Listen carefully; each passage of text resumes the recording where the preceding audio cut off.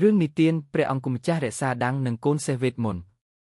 កាលពីយូរយារណាស់មកហើយនៅក្នុងនគរកម្ពុជាធិបតីដ៏រុងរឿងមានព្រះអង្គម្ចាស់មួយព្រះអង្គព្រះនាមថាជារក្សាដាំងគូព្រះអង្គគង់នៅក្នុងព្រះបរមរាជវាំងមហានគរទ្រង់សុភាពរាបសារមានប្រាជ្ញាឆ្លៀសវៃនិងមានចិត្តករុណាចំពោះប្រជានុរាស្ត្រជាទីបំផុតថ្ងៃមួយព្រះអង្គទ្រង់ស្ដាប់ពីព្រាហ្មណ៍ចាស់ម្នាក់ថានៅភ្នំដងរែកដ៏ឆ្ងាយស្រយាលមានសត្វសេះពណ៌សុទ្ធដ៏អស្ចារ្យមួយដែលអាចហើរបាននិងចេះនិយាយភាសាមនុស្សសេះនេះត្រូវបានគេហៅថាកូនសេះវេទមន្តព្រោះវាប្រសូតពីពន្លឺខែរះនិងស្រទាប់អាទិត្យ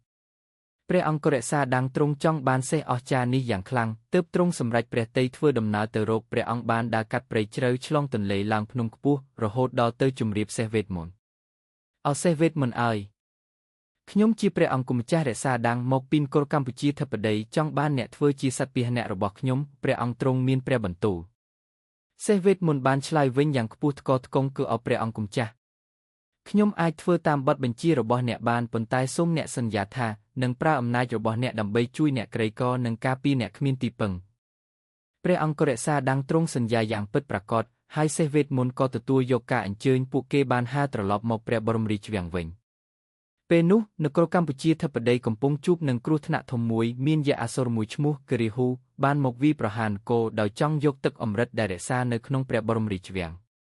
ព្រះអង្គរក្សាដាំងបានជិះសេះវេទមន្តចេញទៅប្រយុទ្ធជាមួយយក្សរាហ៊ូកូនសេះបានប្រើវេទមន្តបញ្ចេញពន្លឺពណ៌ប្រាំធ្វើឲ្យយក្សព្រួយភ្នែករួចព្រះអង្គក៏បានយកព្រះខ័នមកកាប់យក្សនោះធ្លាក់ដល់ដីបន្ទាប់ពីហ្វូងយក្សរត់ខ្ចាត់ខ្ចាយរលីទៅព្រះអង្គរក្សាដាំងបានប្រកាសថាគូចាប់ពីថ្ងៃនេះទៅយើងនឹងប្រើទឹកអម្រឹតដើម្បីព្យាបាលរាល់ជំងឺរបស់ប្រជារាស្ត្រមិនមែនរក្សាទុកសម្រាប់តែព្រះរាជវង្សឡើយព្រះអង្គបានសន្យាទៅកាន់កូនសេះវេទមន្តថាទ្រង់នឹងគ្រប់គ្រងគោដោយយុត្តិធម៌និងករុណាធម៌ក្រោយមកនគរកម្ពុជាធិបតីក៏បានរីកចម្រើនរុងរឿងប្រជារាស្ត្ររស់នៅដោយសុខសន្តិភាពសប្បាយរីករាយ